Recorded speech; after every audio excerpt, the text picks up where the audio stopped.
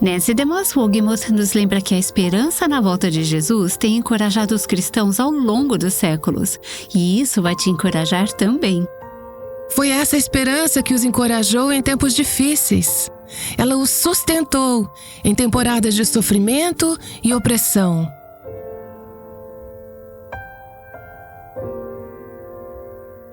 Este é o Aviva Nossos Corações, com Nancy DeMoss Wogemuth, autora de Incomparável, na voz de Renata Santos. Bem, hoje chegamos ao fim da nossa série. Que jornada foi essa?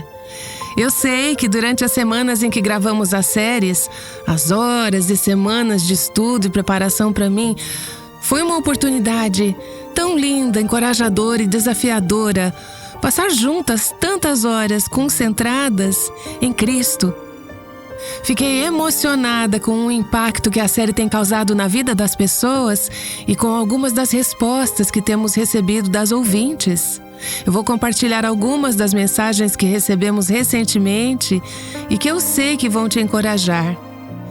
Recebi um e-mail de uma moça da nossa equipe aqui no Aviva Nossos Corações que me disse: "A série tem sido tão rica e esclarecedora e tem ministrado a mim enquanto eu me apaixono por Cristo ao aprender coisas que honestamente nunca tinha pensado antes. Fico continuamente admirada que Ele, em sua grandeza e perfeição, permite que eu seja chamada de sua filha. Amor incrível, como pode ser?" Outra mulher nos escreveu recentemente o seguinte: "Estava ouvindo a Nancy esta noite e fiz a oração para aceitar a Cristo em meu coração. Oramos durante essa série para que as pessoas que não têm um relacionamento pessoal com Cristo ainda chegassem ao verdadeiro arrependimento e fé. Acredito que há mais pessoas, talvez até esta semana ou mesmo hoje, que Deus deseja salvar através desta visão do Cristo incomparável." Outra mulher disse: "Mais do que nunca, meu coração clama, eu creio em Ti, Jesus." Eu amo isso e eu espero que seja o que o seu coração está clamando também. Depois eu recebi outra mensagem ontem e eu não consegui ler até tarde da noite, de alguém em outro estado que disse: "Este foco em Cristo tem sido como beber água pura e limpa da nascente. Tem refrescado todo o meu ser. 40 dias de ensino sobre Jesus não são suficientes. Precisamos de 40 semanas e ainda mais." Compartilhe conosco como esta série tem te impactado ou de que forma você foi abençoada. Você pode fazer um comentário no nosso canal do YouTube ou enviar um e-mail para o endereço contato@avivanossoscorações.com. Caso você tenha perdido algum episódio ou queira compartilhar esta série com outras pessoas, esta série fundamental e doutrinária sobre quem é Jesus e por que Ele veio, está disponível no nosso site www.avivanossoscorações.com. Talvez você queira guardar para a próxima temporada de Quaresma e compartilhar com seus familiares e amigos, e juntos caminhar nessa jornada sobre a vida de Cristo. Vimos o alcance da vida e do ministério de Cristo. Começamos com sua pré-existência eterna, o que Ele estava fazendo antes de vir à Terra como homem. Falamos sobre a sua encarnação, como Ele se humilhou e tomou forma humana. Vimos sua infância, juventude e início da sua vida adulta. Fomos com Ele para o seu batismo e para a sua tentação no deserto. Consideramos sua divindade e humanidade, seu ministério de ensino e sua transfiguração. Vimos sua humildade e sua serenidade. Isso foi uma das coisas que realmente me marcou, a serenidade de Cristo. É uma palavra que eu mal conheço. Quero saber mais sobre isso e posso ver isso exemplificado em Cristo. Observamos sua vida de oração, o vimos clamando ao Pai no Getsemane. Passamos vários dias falando sobre o seu julgamento, seu trabalho redentor na cruz, as 7 palavras de Cristo na cruz e tudo que elas nos dizem sobre o ministério redentor.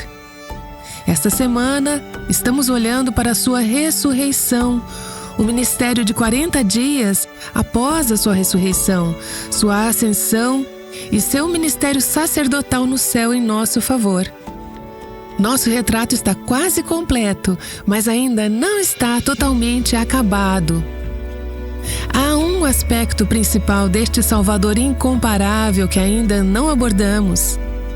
É a pedra angular, o ponto culminante da vida e ministério de Jesus. Ao falar sobre Cristo, celebramos não apenas sua vida, seus sofrimentos e triunfos, não apenas o seu ministério presente, maravilhoso como é, mas pela fé antecipamos e celebramos o ponto para o qual toda a história está se movendo. Sabemos sobre o que devemos esperar e aguardar com antecipação em uma promessa feita por anjos aos discípulos de Jesus que tinham acabado de vê-lo ascender de volta ao Pai em uma nuvem. Lembram-se qual era essa promessa? Vamos ler Atos, capítulo 1. E estando eles com os olhos fixos no céu, enquanto Jesus subia, eis que 2 homens vestidos de branco se puseram ao lado deles e lhes disseram: Homens da Galileia, por que vocês estão olhando para as alturas? Esse Jesus que foi levado do meio de vocês para o céu, virá do modo como vocês o viram subir. A volta de Cristo. Ele partiu e voltou para o céu. Mas ele está voltando. A volta é o clímax e a consumação dos tempos. É um evento mencionado mais de 300 vezes nos 210 capítulos do Novo Testamento. A volta de Cristo sempre foi a grande esperança e o anseio dos seguidores de Cristo. É essa esperança que os encorajou em tempos sombrios. Ela os sustentou em épocas de sofrimento e opressão. Há muitas coisas que as Escrituras não nos dizem sobre a segunda vinda, muitos detalhes que não são fornecidos. Por isso há tantas especulações e debates, talvez muitos desnecessários. Mas sabemos o suficiente pela palavra de Deus para assegurar nossos corações e nos motivar a estarmos preparadas para a sua volta. Sabemos, primeiramente, que ele voltará. Não há incerteza quanto a isso. Sabemos que, assim como sua partida foi literal, visível e física, sua volta do céu para a terra também será literal, visível e corporal. Não foi isso que o anjo disse? Do modo que vocês o viram subir. Todo olho verá, até mesmo aqueles que o traspassaram. Será um retorno físico, literal e corporal de Cristo à terra. Sabemos, pelas Escrituras, que sua volta será repentina, como um relâmpago, disse Jesus em Mateus 24:27. Sabemos que será inesperada. Lemos isso em 2 Pedro 3:4 e Mateus 24:44. Sabemos que, quando ele voltar, será com glória e poder. Muitos lugares nas Escrituras afirmam isso. Vamos falar mais sobre este tema hoje. Vamos abrir nossas Bíblias em uma passagem-chave sobre a segunda vinda de Cristo no livro de 2 Tessalonicenses, capítulo 1. Poderíamos ler muitas outras passagens, mas esta foi a passagem que esteve no meu coração enquanto eu meditava sobre este episódio, sobre a volta de Cristo. Eu vou ler o capítulo inteiro, não é um capítulo longo, e vou fazer algumas observações sobre ele. Paulo, claro, está escrevendo para a igreja em Tessalônica, pouco tempo depois que Jesus havia ascendido de volta ao céu. Diz assim: Irmãos, devemos sempre dar graças a Deus por vocês, como convém, pois a fé que vocês têm cresce cada vez mais, E o amor que todos vocês têm uns pelos outros vai aumentando. É por isso que nós mesmos nos orgulhamos de vocês nas igrejas de Deus, por causa da perseverança e da fé que vocês demonstram em todas as perseguições e tribulações que estão suportando. Poderíamos fazer um episódio inteiro só sobre essa passagem.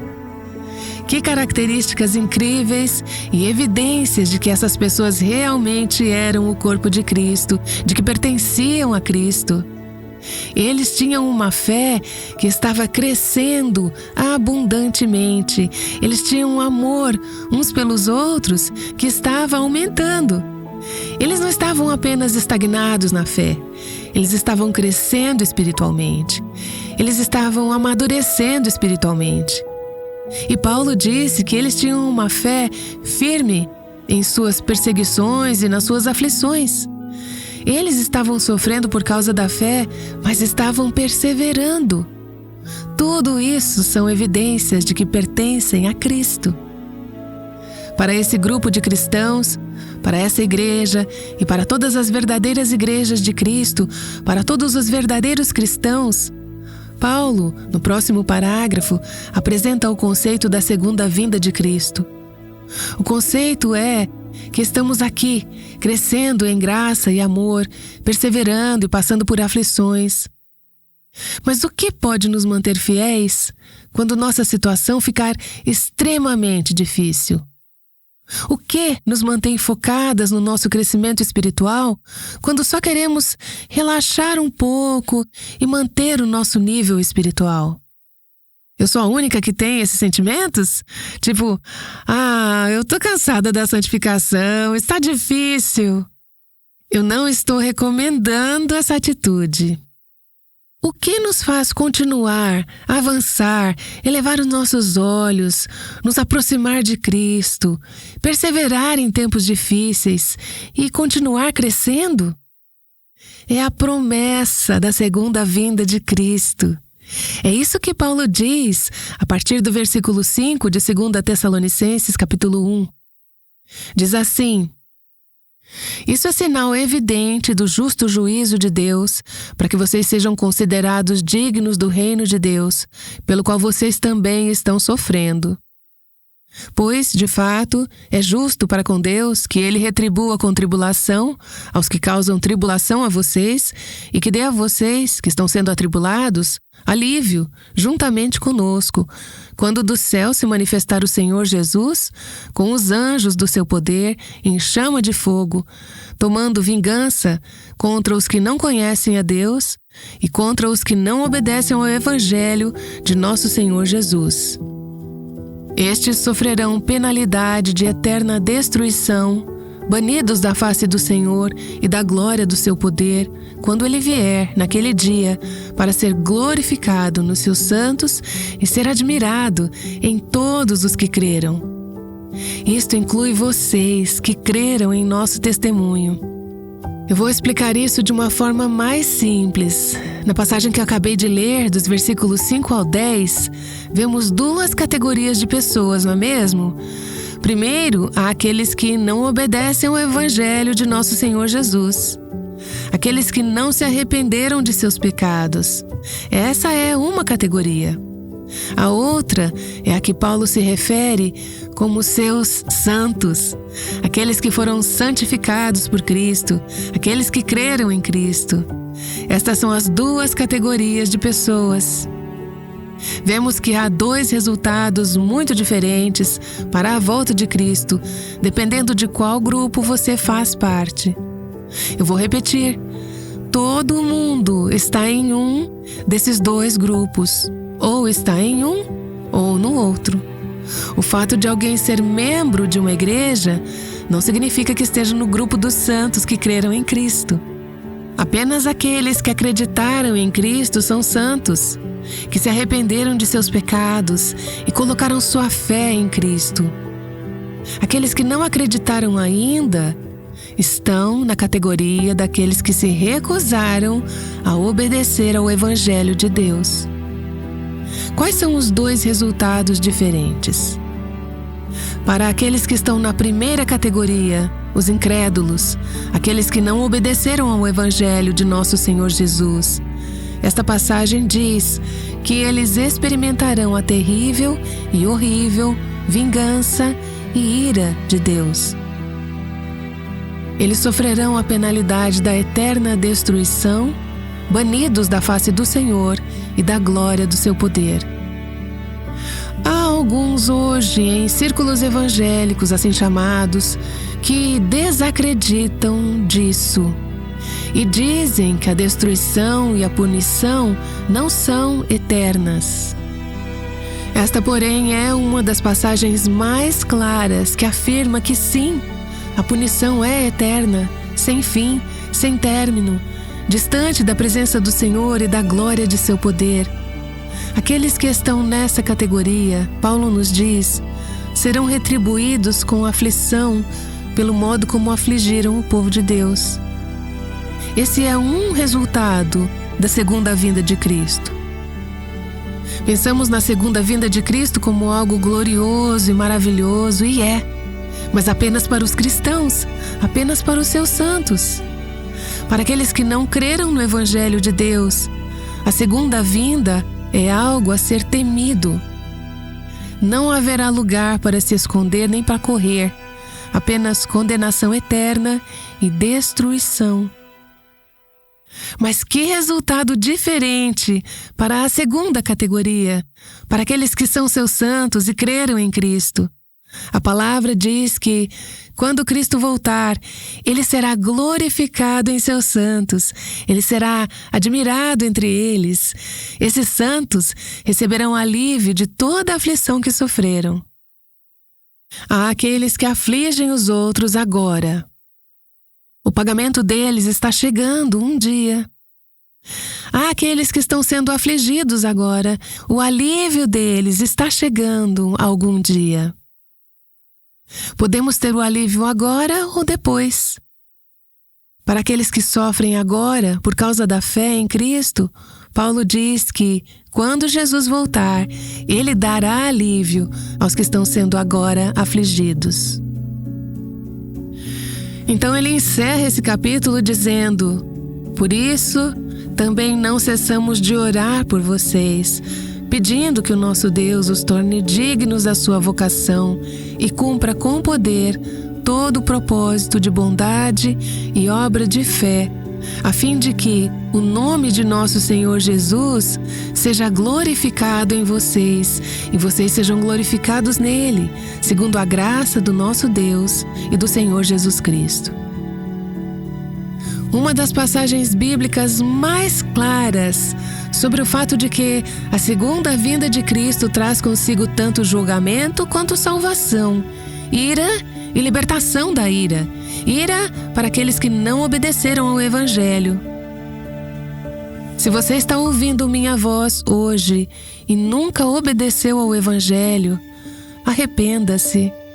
As Escrituras nos mandam arrepender e crer no Evangelho, de que Cristo morreu por você e foi ressuscitado para a sua justificação, para que, quando Jesus vier, você possa experimentar alívio, alegria e a plenitude da vida eterna e da bênção em sua presença. Bem, a segunda vinda de Cristo será, em muitos aspectos, muito diferente de sua primeira vinda. Enquanto eu refletia sobre isso outro dia, fiz uma lista de algumas comparações e diferenças entre a primeira vinda de Cristo, seu primeiro advento, que vimos anteriormente na série, e seu segundo advento, ou sua segunda vinda. Ele veio pela primeira vez como um bebê, nascido no tempo e no espaço, pequeno e fraco. Ele retornará como um rei eterno, grande em força e glória. Quando ele veio pela primeira vez, sua glória estava encoberta e escondida da vista humana. Quando ele voltar, pela segunda vez, sua glória brilhará intensamente. Sua primeira vinda foi obscura, testemunhada apenas por alguns pastores pobres. Poucos reconheceram quem ele era. Em sua segunda vinda, todo olho o verá e todos saberão quem ele é. Ele veio pela primeira vez como o Cordeiro de Deus. Quando ele voltar, será como o leão da tribo de Judá. Na sua primeira vinda, ele foi julgado e condenado à morte por homens pecadores. Quando ele voltar, será como o juiz, para executar justiça e julgamento sobre todos os que se recusaram a se arrepender dos seus pecados. Da primeira vez que ele veio à terra, ele veio como um homem de dores. Quando ele voltar, será como Deus Todo-Poderoso. Na sua primeira vinda, ele entrou em Jerusalém montado em um jumento humilde. Quando ele voltar, virá montado em um cavalo branco. Quando ele veio pela primeira vez, apenas alguns se ajoelharam para lhe prestar homenagem. Quando ele voltar, todo joelho se dobrará e toda língua confessará que Jesus Cristo é Senhor. Na primeira vez que ele veio à terra, ele veio para morrer. Na segunda vez, ele virá para reinar. Na primeira vez, ele veio como um servo humilde. Na segunda vez, ele virá como comandante-chefe dos exércitos do céu. Na primeira vez, ele lavou os pés dos seus discípulos. Quando ele voltar, todos os seus inimigos estarão debaixo dos seus pés. Na primeira vez, ele usou uma coroa de espinhos. Quando ele voltar, estará coroado com muitas coroas, o rei em seu trono. Ele veio da primeira vez para fazer a paz entre Deus e o homem. Quando ele voltar, será para fazer guerra contra aqueles que se rebelaram contra ele.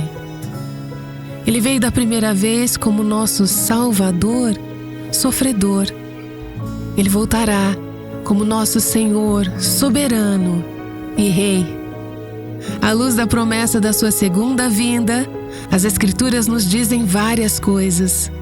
Elas nos dizem que devemos amar a sua vinda e ansiar por isso. Isso significa que não devemos nos apegar demais a este mundo. Precisamos manter nossos corações desapegados da terra e fixados no céu. Ela nos diz que devemos estar alertas, vigilantes e esperando pelo seu retorno, sabendo que pode ser a qualquer momento. Devemos viver vidas santas, à luz da promessa do seu retorno. E devemos servir e proclamar a Cristo a outros, com zelo e fidelidade, até que Ele venha e até que Ele retorne. Isso não é apenas um período de espera, não é apenas um tempo de limbo. É um período para aguardar com expectativa, ansiar e acelerar, como diz a Escritura, o dia do seu retorno, preparando a nós mesmas e aos outros para aquele grande dia. Quando o general Douglas MacArthur foi forçado a deixar as Filipinas no início da Segunda Guerra Mundial para escapar da ofensiva japonesa, ele fez um breve discurso que terminou com a frase pela qual é mais conhecido: "Eu voltarei". Mais de 2 anos depois, em 20 de outubro de 1944, o general MacArthur cumpriu sua promessa. Ele retornou às Filipinas com vitória. Poucos momentos depois de desembarcar na Praia Vermelha, ele falou com grande emoção ao povo filipino. Bem, há mais de 2000 anos, o Senhor Jesus, o grande general da nossa fé, deixou este mundo no meio de uma batalha acirrada. Quando ele partiu, fez uma promessa: "Eu voltarei". Ano após ano, geração após geração de seus seguidores têm se apegado a essa promessa, mesmo quando parecia que o inimigo estava ganhando terreno. Mas um dia, ele cumprirá sua promessa. E como dizem as Escrituras, levantem-se e fiquem de cabeça erguida, porque a redenção de vocês se aproxima. E naquele dia a trombeta de Deus soará, o homem no cavalo branco aparecerá dos céus. Seus pés estarão novamente sobre este solo. Ele destruirá de uma vez por todas todo vestígio de controle inimigo sobre o seu povo. Ele reinará para sempre, eternamente. Amém. Nancy DeMoss Wogemuth já volta. Ela tem descrito nossa incrível esperança. Jesus voltará à Terra. Esta mensagem encerra a série Incomparável. Foi um estudo profundamente significativo, mostrando quem Jesus é e o que Ele fez por nós. Lembrando que todas as passagens bíblicas citadas em nossos podcasts estão listadas nos transcripts, juntamente ao link da Bíblia Online. Caso tenha perdido algum episódio da série Incomparável, visite nosso site avivanossoscorações.com e clique na aba Podcasts. Jesus está voltando para nós em breve, mas isso não significa que estamos sozinhas agora. Ele nos deu o Espírito Santo e a sua palavra, a Bíblia. Nancy DeMoss Wogemuth está de volta para orar, enquanto concluímos essa série maravilhosa sobre Jesus. Senhor, como te agradecemos, como te adoramos. Tu és o Cristo incomparável. Não há ninguém como a ti. Obrigada por essas semanas para meditar em ti, para ponderar sobre ti, para explorar os mistérios insondáveis de quem tu és, da tua grandeza, do teu trabalho, dos teus atos redentores em nosso favor. Ó Senhor, nós apenas arranhamos a superfície, não conseguimos fazer justiça à grandeza de quem tu és. Agradecemos porque tocaste nossos corações. Tu te manifestaste a nós, deixaste-nos com esperança e com uma grande promessa de que tu retornarás. Continue, Senhor Jesus, a se revelar a nós e através de nós aos outros, para que o mundo veja, conheça e adore e creia que tu és verdadeiramente o Cristo incomparável. Oramos em teu santo nome. Amém. O Aviva Nossos Corações é um ministério em língua portuguesa do Revive Our Hearts, com Nancy DeMoss Wogemuth, chamando as mulheres à liberdade, à plenitude e à abundância em Cristo.